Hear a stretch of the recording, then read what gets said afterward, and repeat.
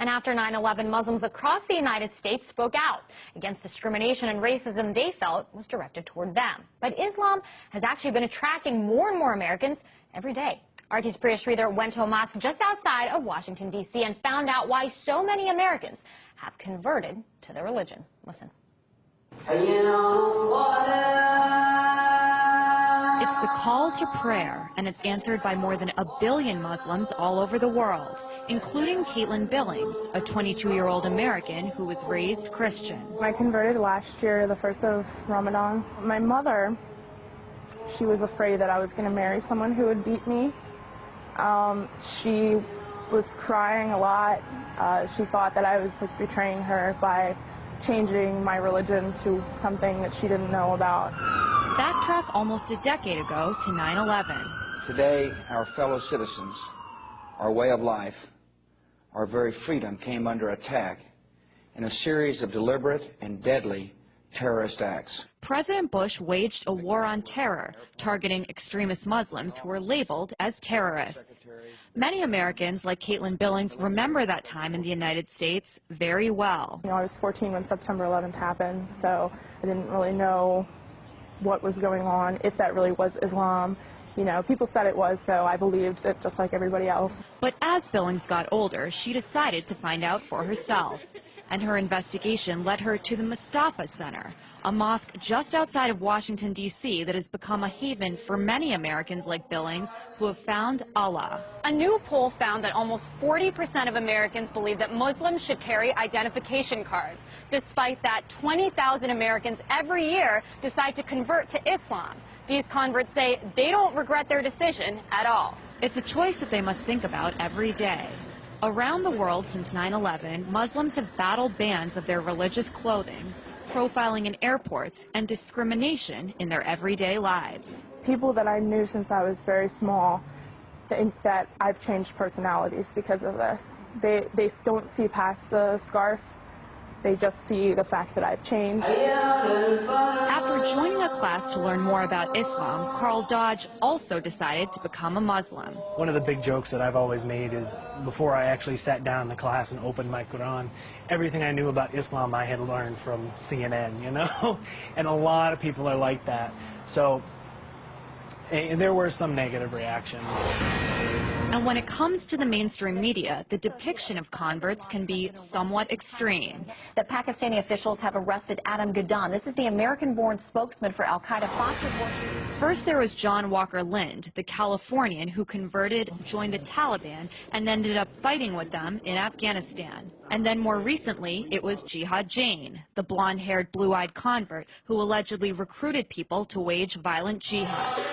And for many American Muslims like Dodge and Billings, the portrayal of converts is disturbing. It does upset me a little bit because there's a lot of preconceptions people have. And until I actually took the time to open a Quran and see what was written, you know, that was my only impression of Islam, is what I had seen on TV.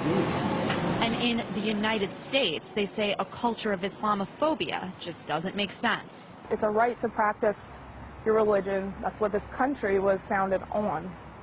Not only, you know, is it supposed to be that way here, this country was founded on those principles. That's, you know, people that started this country were fleeing religious persecution. I just had somebody ask me the other day, oh, so are you against America now? And it's like, okay, I'm a U.S. veteran as well. I served in the U.S. Navy.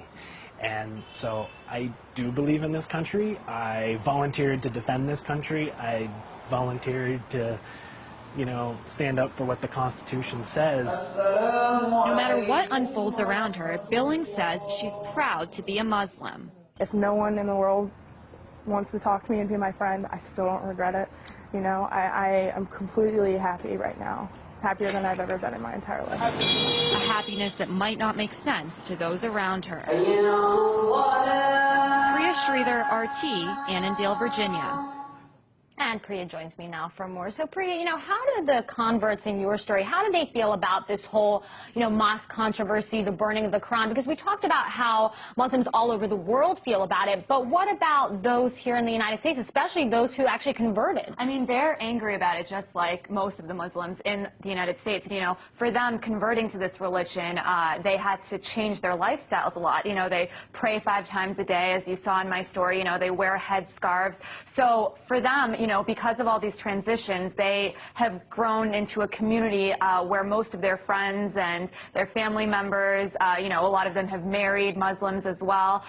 So, they're more sympathetic, and they feel that, most of these actions, the people who are against the mosque near Ground Zero, or the pastor who was planning to burn those Qurans on 9/11, are speaking because they're misinformed, which is another kind of topic that I mentioned in my story as well. That's right. I mean, a lot of them had said, look, I saw one thing in the media, but I wanted to find out for myself, so I picked up a Quran. I want you to just elaborate a little bit more on that. Well, Dina, I think an important thing to remember is that, although this country is supposed to be a melting pot and it's supposed to be very diverse, that only happens in certain cities, in different regions of the country. There are places in America where people literally have never met a Muslim person before, so their only kind of perceptions are shaped by the media and what they see on TV. It's just like the way people on the other side of the world have certain impressions of America because of what they see on TV. So for them, all they saw was these wars in the Middle East, these very extremist Muslim terrorist groups, and then, what the American media said about converts wasn't helpful as well. You saw Jihad Jinn, you saw Adam Gadon. So their point is that there are very ordinary people who convert to Islam simply because they found this religion that they believe can give them hope, and, what everyone finds in whatever religion they have. And so they wish that there was more coverage of that kind of conversion as well. Definitely an interesting story. RT's Priya Sridhar.